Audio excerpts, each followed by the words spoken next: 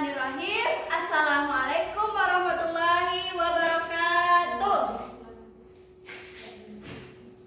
Selamat pagi anak-anak. Apa kabar semuanya? Iya, alhamdulillah semuanya sehat ya.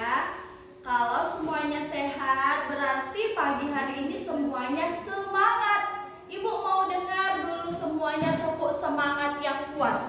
Oke? Tepuk semangat. Semangat. Oke, terima kasih. Sekarang Ibu mau absen ya. Siapa yang hari ini tidak hadir, Nak? Oh, hadir semua ya. Alhamdulillah. Hari ini semuanya hadir, berarti semuanya hari ini sehat. Kita harus jaga kesehatannya, Nak ya. Oke. Nah, sebelum belajar, Ibu mau ketua kelas pimpin doa dulu, Nak. Oke, ada Pak Jio, pimpin doanya, Nak.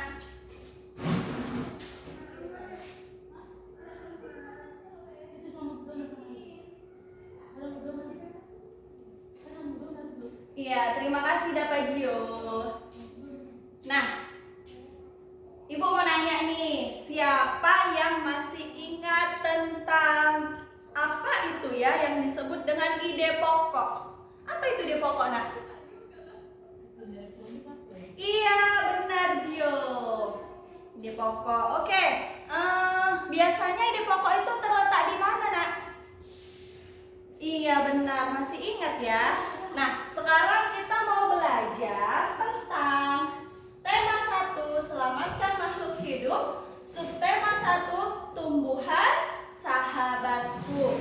Nah, tujuan untuk mempelajari tema ini adalah agar kita dapat menentukan ide pokok suatu paragraf. Kemudian apa lagi? Dan agar kita dapat mengetahui perkembangbiakan pada tumbuhan serta bagian-bagian tumbuhan. Nah, apa yang dimaksud dengan ide pokok? Ide pokok adalah gagasan yang menjadi pokok pengembangan suatu paragraf. Apa fungsi ide pokok, Nak? Fungsi ide pokok adalah memberikan penjelasan dari inti suatu paragraf sehingga pembaca dapat dengan mudah memahami paragraf tersebut. Nah, jadi ide pokok itu adalah inti ya, Nak, inti dari suatu paragraf. Nah, dari inti itulah yang nanti akan dikembangkan. Kemudian ada istilah-istilah lain dari ide pokok. Apa aja itu, Bu? Yang pertama ada ide pokok, ide utama, pokok pikiran, pikiran utama, dan gagasan pokok. Nah, ide pokok dapat diketahui dari kalimat utama pada paragraf. Paragraf memiliki satu kalimat utama dan beberapa kalimat pengembang atau kalimat penjelas. Kalimat utama adalah kalimat yang menjadi inti atau dasar suatu paragraf. Kalimat pengembang atau penjelas adalah kalimat yang berfungsi untuk mengembangkan dan menjelaskan kalimat utama. Nah, untuk menentukan ide pokok ada langkah-langkahnya, Nak. Yang pertama, membaca kalimat dalam paragraf satu demi satu dengan seksama. Jadi, ketika ada cerita, kita baca dulu paragraf yang pertama. Kita baca satu persatu dengan seksama. Kemudian yang kedua, memahami intisari dari paragraf. Biasanya intisari dari paragraf berada di kalimat utama, yaitu kalimat yang menjadi dasar pengembangan paragraf. Setelah kita baca, kemudian kita pahami apa sih intisari dari paragraf ini. Nah, kemudian yang ketiga, intisari dari paragraf tersebutlah yang menjadi ide pokoknya. Jadi ide pokok itu intisari ya, Nak, intisari dari suatu paragraf. Biasanya itu terletak di awal paragraf. Oke, sekarang coba buka bukunya. Buku tema 1 halaman 2.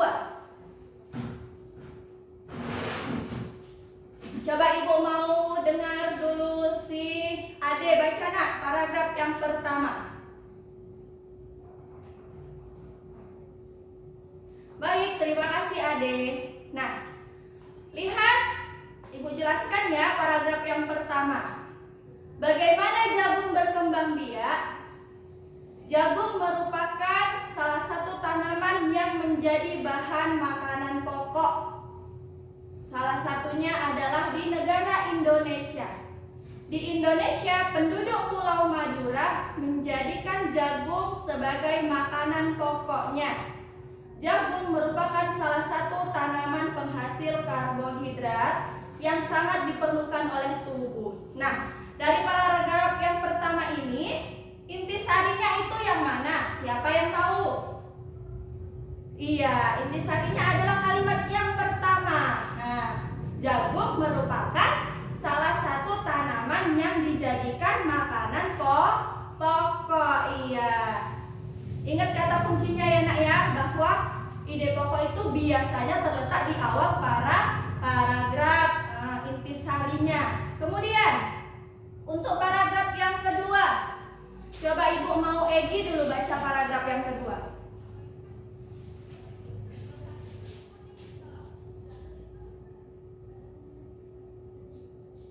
Terima kasih Egi. Ayo coba perhatikan paragraf yang kedua. Siapa yang tahu mana ide pokoknya? Iya, yang mana Cila? Coba baca. Iya benar. Petani jagung memulai perkembangbiakan tanamannya dengan menanam biji. Terima kasih Cila. Tepuk tangan untuk Cila. Kemudian paragraf yang ketiga, Ibu mau dulu Bilkis baca.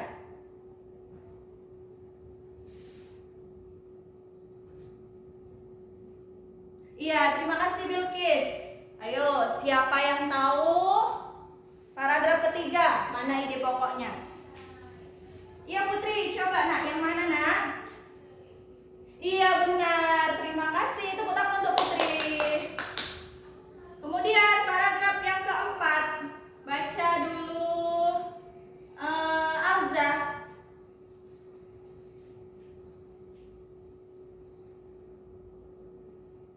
Iya, terima kasih Alza.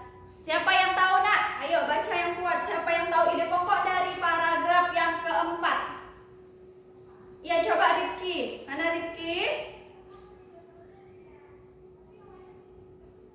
Iya, benar. Bunga jagung berkembang biak hingga menjadi buah jagung. Oke, tepuk tangan untuk Rifki nak. Iya, selanjutnya yang terakhir, paragraf kelima. Coba baca dulu Akila. Iya, terima kasih Akila. Ayo, siapa yang tahu paragraf yang kelima? Iya, semua tahu ya nak ya. Coba, yang mana itu nak? Ide pokoknya nak? Iya, benar. Udah paham ya ide pokok itu ya? Udah bisa ya menentukan ide pokok yang mana ya? Iya, coba semuanya tepuk bagus. Bagus. Sekarang kan sudah kita bahas, coba semuanya tulis di bukunya halaman 4. Ayo, tentukan ide pokok dari paragraf pertama, paragraf kedua, paragraf ketiga, paragraf keempat, dan paragraf kelima yang udah kita bahas tadi. Tulis di bukunya, Ibu kasih waktu 10 menit.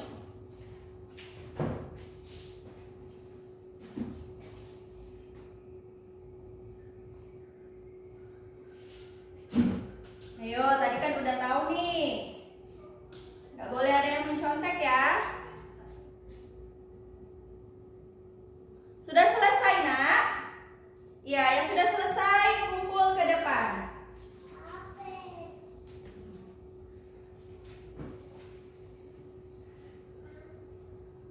Nah, sekarang kita lanjutkan ya. Buka bukunya halaman 5. Kita sekarang belajar tentang bagian-bagian bunga. Nah, anak-anak, tumbuhan atau bunga mengalami perkembangbiakan juga. Nah, di sini kita belajar tentang perkembangbiakan secara apa nak?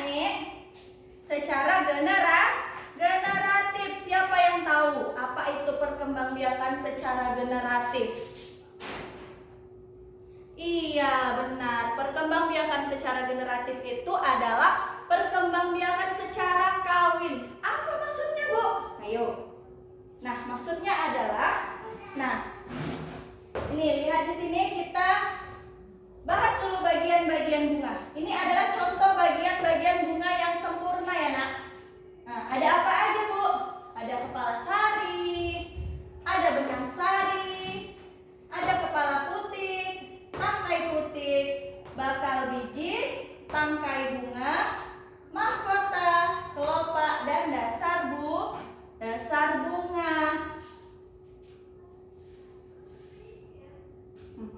Siapa yang tahu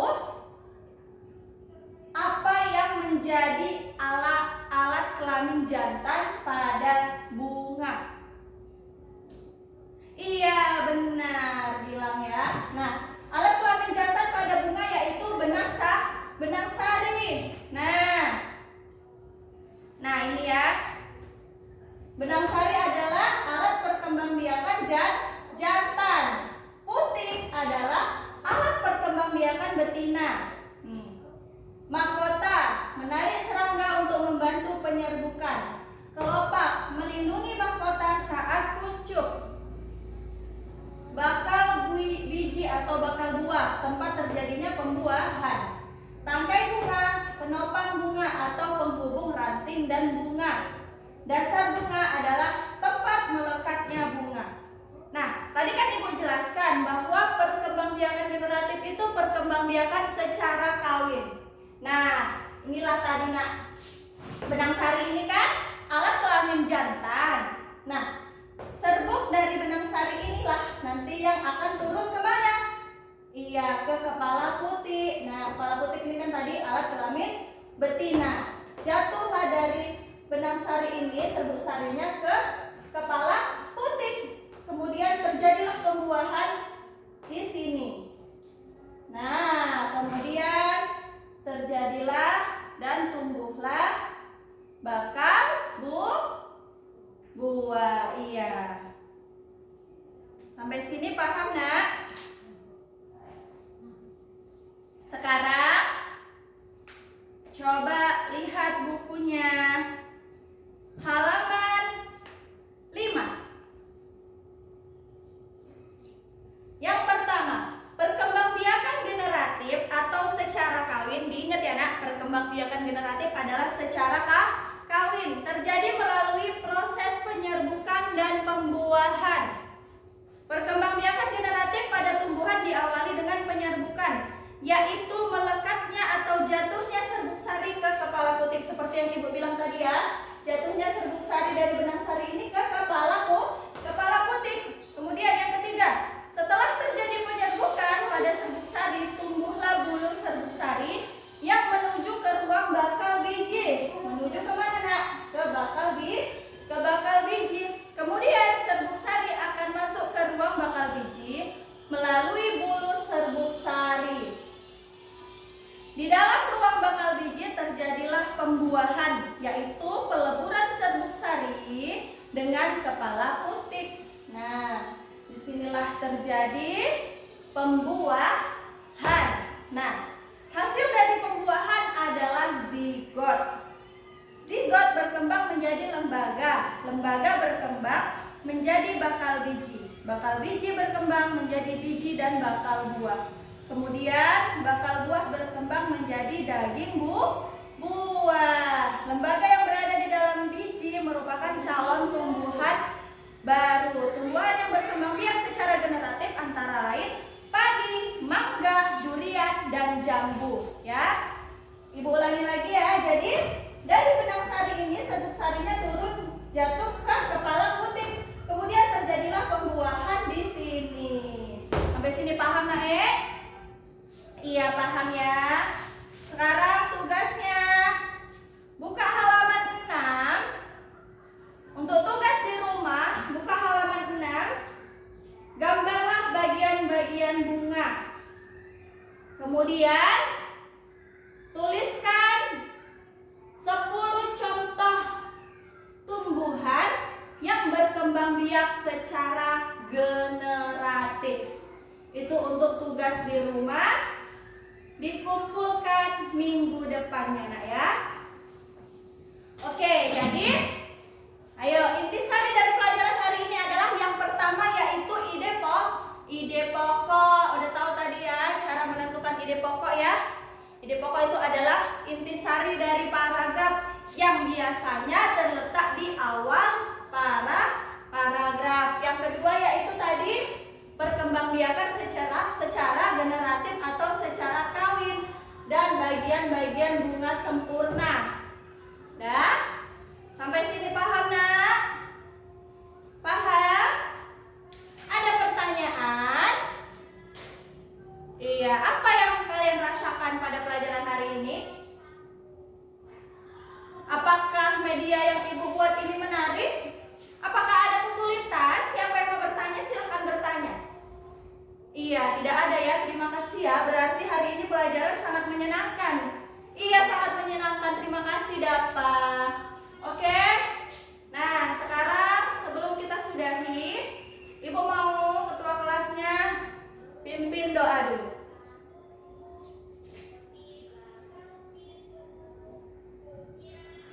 Ya, terima kasih Dapa Gio. Nah, terima kasih untuk hari ini. Tugasnya dikerjakan di rumah ya nak ya. Dijaga kesehatannya agar tidak sakit. Dijaga kesehatannya. Oke. Terima kasih nak. Sampai jumpa di pertemuan yang selanjutnya. Tetap jaga kesehatan. Wabillahi taufiq wal hidayah. Wassalamualaikum